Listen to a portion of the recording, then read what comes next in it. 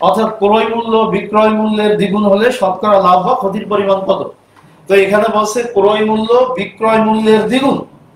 এই কথাটাকে অন্যভাবে বলা যায় যে বিক্রয় মূল্য ক্রয় মূল্যের অর্ধেক।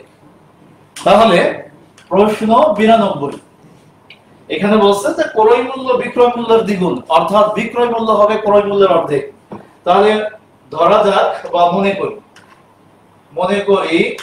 ক্রয় মূল্য 100 টাকা, অতএব বিক্রয় মূল্য 100/2 সমান 50 টাকা।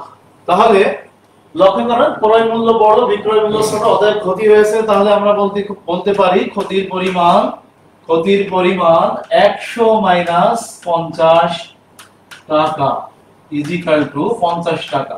তো যেহেতু ক্রয় মূল্য 100 টাকা ধরেছি, অতএব পার্সেন্টেজ নতুন করে বের করার প্রয়োজন হবে না, কারণ আমরা জানি লাভ ক্ষতি যা কিছুই ঘটে তা ইনভেস্টমেন্ট বা ক্রয় মূল্যের উপর ঘটে। আর ক্রয় মূল্য যেহেতু সরাসরি 100, অতএব এটাকে আমরা এখন বলতে পারি অতএব ক্ষতির পরিমাণ 50%, শতকরা ক্ষতি 50%।